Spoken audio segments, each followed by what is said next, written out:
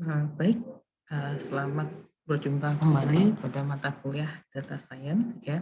Jadi pada kesempatan ini kita akan membahas masalah machine learning, terutama untuk teknik unsupervised ya.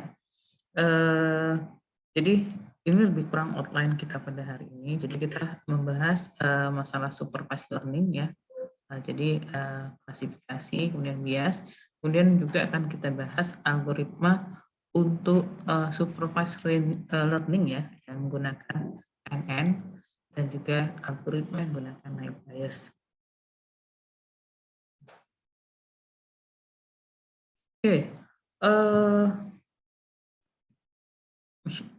apa itu teknik supervised? Jadi teknik supervised pada machine learning atau data science. Jadi seandainya kita punya data ya, data yang berupa X dan Y. Jadi di sini ya, ini data, kita punya data X dan Y ya, di mana ini X ini adalah data yang akan dipelajari polanya, sementara Y itu adalah fungsi dari fungsi output yang kita akan pelajari. Nah, di sini supervise itu kita akan menggunakan fungsi add ya untuk mengevaluasi data dari data sampel yang kita punya ya. Jadi fungsi supervised learning ini cirinya itu ada data training ya X dan kemudian Y ini biasanya sebagai output atau label. Kalau di machine learning kita kenal sebagai label. Nah, untuk supervised ya biasanya ada dua yang kita lakukan. Yang pertama itu adalah untuk klasifikasi. Jadi misalnya kita punya data ya, Y itu biasanya label kelas. Misalnya kita punya data sekumpulan foto atau gambar, kemudian kita mau klasifikasi, ini gambar apa sih? Gambar kucing, gambar ayam, atau gambar anjing. Nah, itu kita akan kenal dengan nama klasifikasi. Nah, yang kedua itu adalah fungsinya untuk regresi. Ya, regresi biasanya digunakan untuk peramalan. Jadi misalnya kita punya di mana Y ini sifatnya nilainya continuous ya. Jadi misal kita mau meramal cuaca, kita punya sekumpulan data X berupa data bulan-bulan sebelumnya, kemudian Y ini adalah data X month misalnya. Nah, itu disebut dengan data continuous ya. Nah, itu kalau tadi fungsi untuk mengklasifikasi, nah ini namanya regresi atau biasanya kalau kita sebut dengan peramalan ya. Kemudian yang kedua itu teknik unsupervised ya. Jadi kalau tadi pada supervised ya data itu punya label. Nah di sini kalau unsupervised kita nggak main label. Jadi outputnya itu tidak dikasih tahu. Jadi kita punya sekumpulan data X ya, sekumpulan data X. Kemudian dengan fungsi ya fungsi kita akan ya mencari nilai efek ya di mana Y-nya itu tidak diajarkan di data learning-nya. Nah, di sini kita fungsi dari unsupervised biasanya yang pertama untuk clustering. Jadi pengelompokan data ya. Jadi misalnya contohnya pengelompokan dokumen atau pengelompokan apa nih ya jadi data yang kita learning itu tidak diajarkan ya kelompoknya outputnya tidak diberi labeling ya tapi nanti dengan algoritma unsupervised ya algoritma itu sendiri yang akan mengelompokkan secara otomatis ya.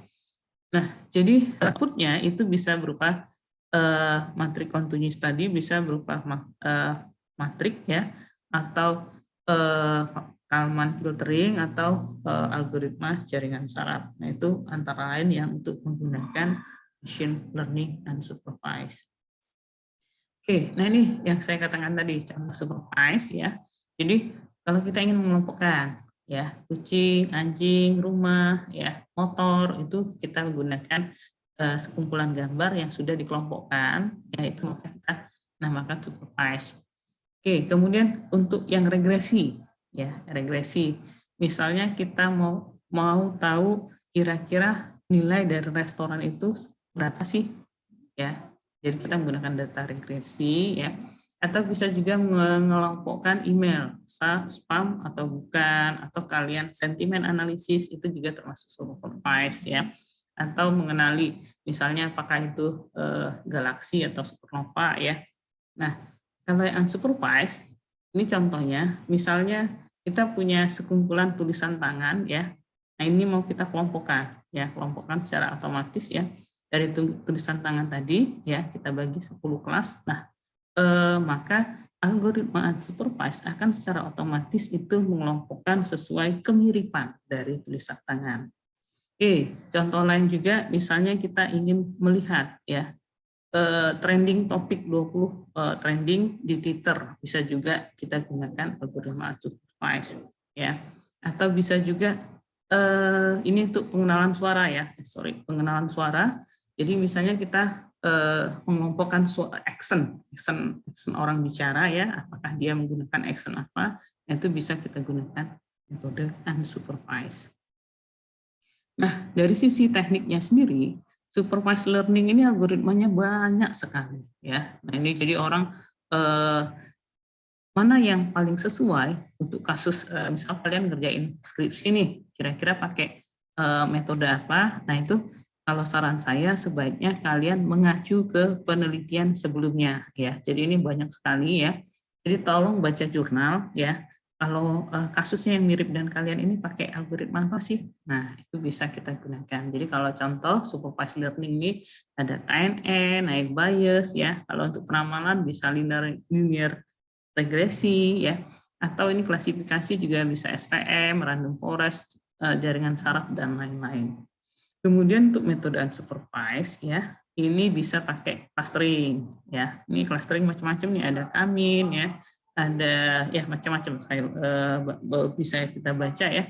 Kemudian ada juga pemodelan topik, ya, atau hidden markup, jaringan saraf juga bisa digunakan untuk unsupervised learning, ya.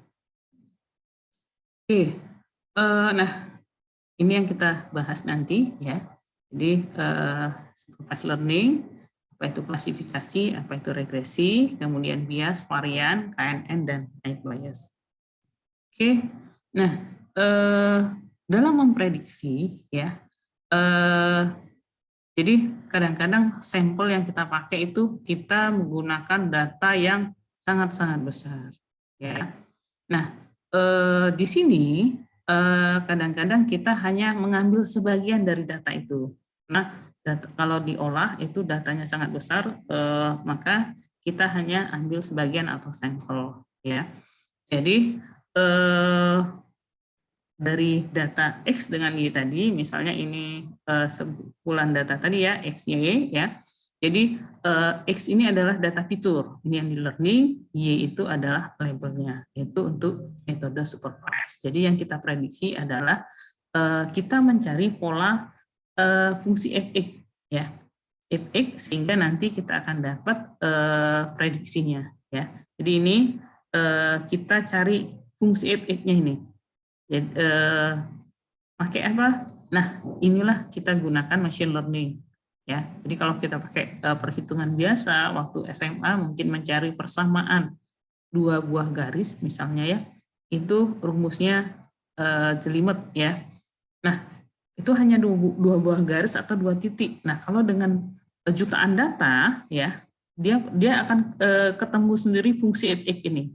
Nah, jadi fungsi kita melakukan learning itu untuk mencari fungsi fx. Jadi setelah tahu fungsi fx-nya, maka label-label data berikutnya itu bisa diprediksi, ya. Nah, jadi sekali lagi pada saat kita melakukan training, ya, training dari sampel data, kita akan mencari, ya, fungsi fx ini tadi, di mana D ini adalah data yang kita sampling untuk di training, ya. Jadi biasanya di dalam machine learning kita tidak mentraining seluruh data, ya. Biasanya kita lakukan split, pembagian 70% untuk training, nanti kita uji, ya. Fx-nya ini udah benar nggak dengan menguji dengan data testing, itu contoh, ya. Bisa 70-30, bisa 50-50, 60-40, 80-20, mana yang paling pas itu nanti tergantung, bisa juga kalian simulasi dengan berbagai komposisi tadi. Ya. Oke, kemudian ada istilah bias dan varian. Ya.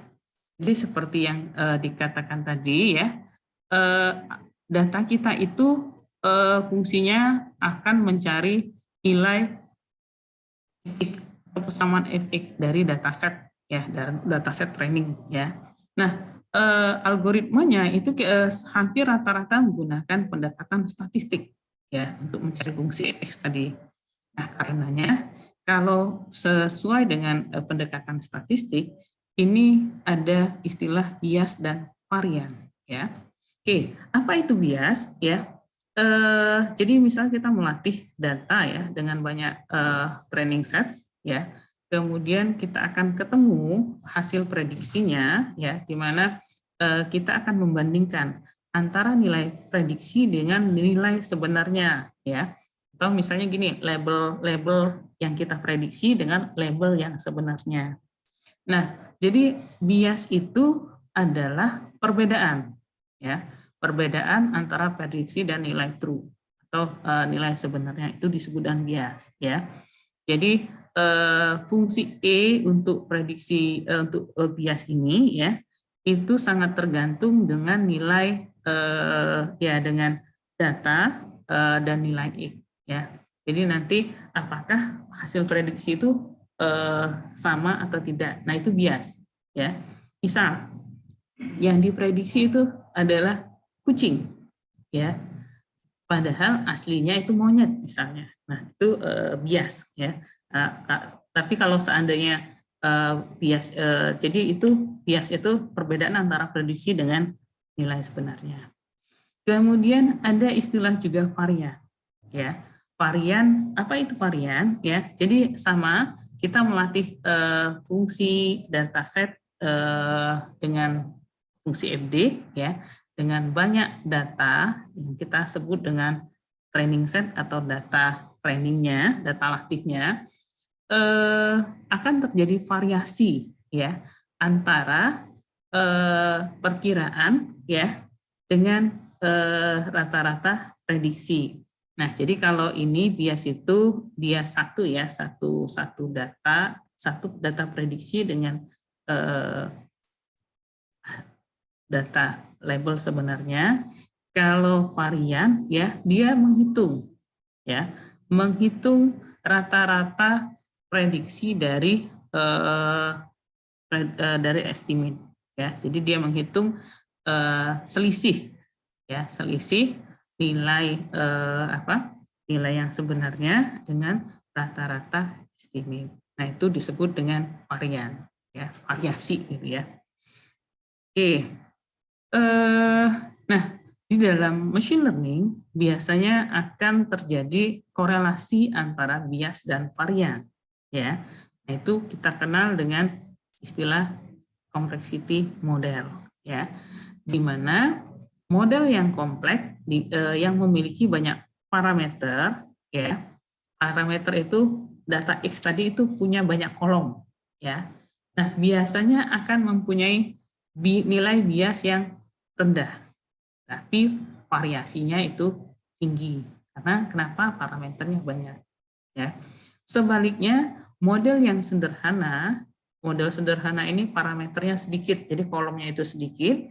Biasanya sebaliknya, berlaku sebaliknya, biasnya tinggi, variannya itu rendah. Nah, itu tadi bisa kita gambarkan yang mana yang simple, mana yang mana yang kompleks. Gambar yang simple ini menganalogikan ya, menganalogikan seperti garis lurus. Nah, ini ya, nah, itu model linear ya. Model linear itu jadi kita bisa gambarkan seperti garis lurus ya. Sesuai dengan namanya tadi ya, dia memiliki varian yang sedikit ya, varian yang sedikit, tetapi biasnya itu besar. Nah, ini biasnya ya. Tapi kalau kompleks itu variannya tinggi ya, variasinya tinggi. Nah, sebaliknya biasnya itu kecil. Ya, oke. Untuk menghitung expected error, ya, jadi error dari prediksi biasanya dihitung dengan bias kuadrat ditambah varian. Ya, jadi ini fungsinya untuk menyeimbangkan antara bias sama varian. Ya. Nah, jadi kalau seandainya varian itu mendominasi, ya, jadi model itu akan belajar ya input yang kompleks, ya, maka akan sering terjadi yang disebut dengan overfitting. Ya, overfitting itu jadi pada saat dilatih atau di training, ya, modelnya itu bisa mengenali dengan baik, tapi pada saat dicoba dengan data testing, ya, karena variansnya itu tinggi, ya, maka biasanya hasilnya itu tidak sebagus prediksi data training. Nah, itu disebut dengan overfitting. Nah, kalau seandainya sebaliknya, bias itu yang mendominasi, maka model tidak akan waktu di training nggak akan menghasilkan nilai yang baik, ya. Nah, itu dinamakan dengan underfitting, ya. Oke, nah itu tadi penjelasan untuk regresi, varian, dan bias. Berikutnya nanti akan kita bahas algoritma KNN dan naive Bayes.